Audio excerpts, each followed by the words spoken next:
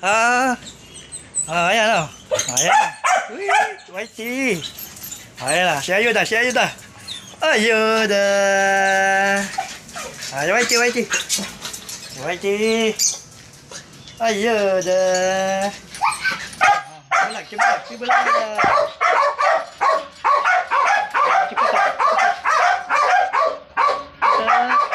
Wala pa si Brownie. Di ko maalis. Si tali. Diyan muna ka ha.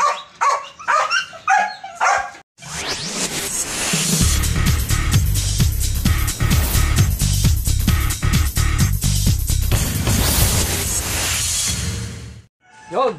Yes.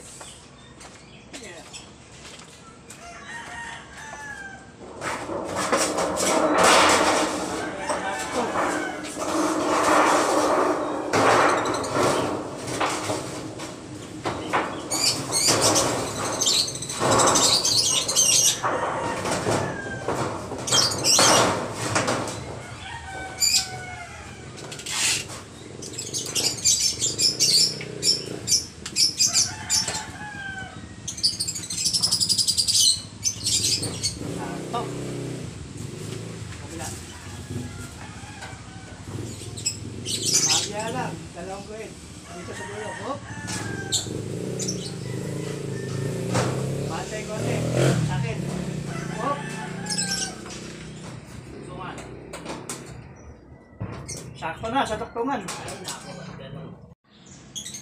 Magandang buhay mga kapurok. Magandang umaga po sa inyong lahat. Dito naman po tayo. Kahapon ay nakampunin na natin tong yero sa ating silungan ng ating mga alaga. Ngayon po ang gagawin natin, bawat pinto po na ito ihulman natin yung kanilang gate. Ito po may sukat na 1 meter by 1 meter. Ang kagustuhan po ng ating kasama rito sa farm, magkakaroon po siya ng stopper dito. Although grill din siya, gate din po, metal. So ang sukat natin, pinaka standby dito is 40 ang lapad, 40 cm, ang taas niya ay 42. May allowance po tayong dos dito. Kung susumahin po nito ng taas ay 44 inches. So kukuhanin natin yung 40 cm at yung matitira po, yun po yung magsuswing. Yun po yung pinaka-gate natin. Ito po stopper to. Naka-standby siya, naka-fix. So dito magkakaroon tayo ng, ang lapad po niya ay 55 cm at ang taas po niya ay same lang din po, 42 inches. At dito po tayo bubutas para doon sa kanyang lock. So tara guys, samahan nyo ako dito at i-layout na natin, and then kukuha muna tayo ng sample at saka natin ipapakita sa inyo dito sa isang pinto. Nang sa ganun po ay hindi po tayo maligaw ng pagtatabas ng tubo at saka bakal. So pakikita ko po sa inyo ang materyales, kung ano po yung aming gagamitin. Tara po, dito po tayo sa may garahe. Okay mga burok, ito po yung ating materyales. Gamamit po tayo ng GI pipe na schedule 20 by 1/2, and yung ating sa pagitan ay yung deform na 12 mm. Ito po yung sinasabi ko sa inyo, stopper. Yan, ito po yung naka-fix. Sadya pong may sobra. Actually kulang pa siya, 1 inches lang, dapat mga 3 inches para may allowance tayong dos. So duduktungan na lang natin. Ito po yung ilalagay natin sa pinaka flooring, naka stopper. Ito pong gilid na ito ay naka-fix din po doon sa gilid ng pader na meron tayong naka-uslim bakal. So naka-fix po siya. And ito po na po yung ating ginawang isa pang frame. Ito po yung ang lapad niya ay 55 cm at 42 inches ang haba. So mangyayari po, kakabitan natin ito ng cylindrical hinge. Ayan. So maya po itatabas na natin yung ating mga deform na bar. Ito. Okay, lalagay natin ng dito po ay cylindrical hinge. So, mamaya po, i-actual ko sa inyo para matunghayan ninyo kung paano disenyo ang gagawin natin. Diyan lamang po kayo guys at pagpapatuloy natin ang pag-layout dito para doon sa magsuswing na gate. Okay mga kapurok, diyan lamang po kayo at subaybayan nyo po ang aking mga update para sa inyo. Maraming salamat. Okay mga kapurok, titibayin na po natin to bago tayo maglagay ng sipon dito.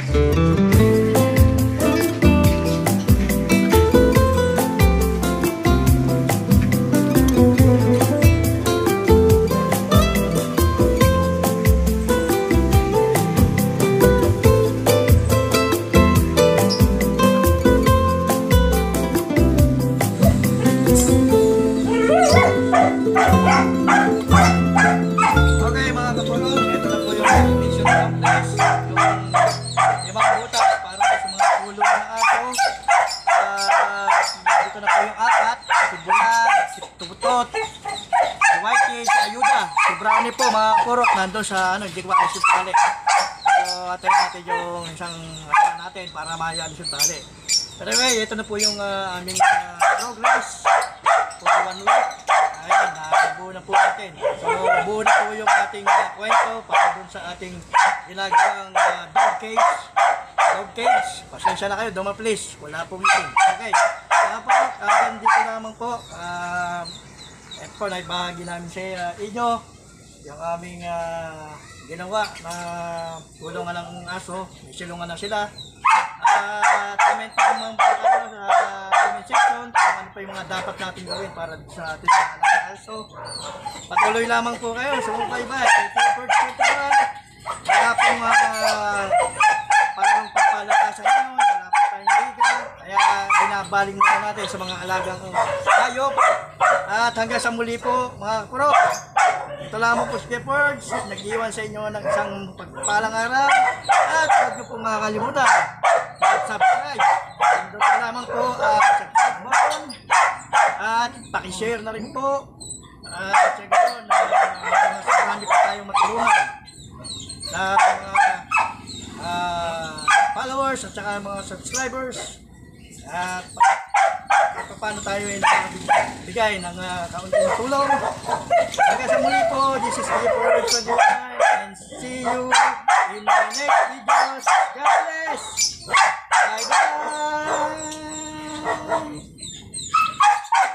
Nag-grab shout out dyan sa mga KPS. Malapit ako ang Christmas party December 9 and Monday event December 2, 2023 para po sa year end ng 2023.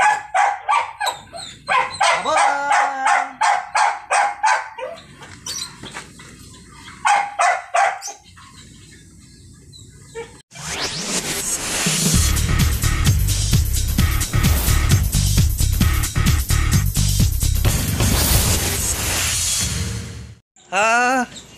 Ayan. Ayan. Wait. Ayan. Si ayuda. Ayuda. Ayan, wait. Ayuda.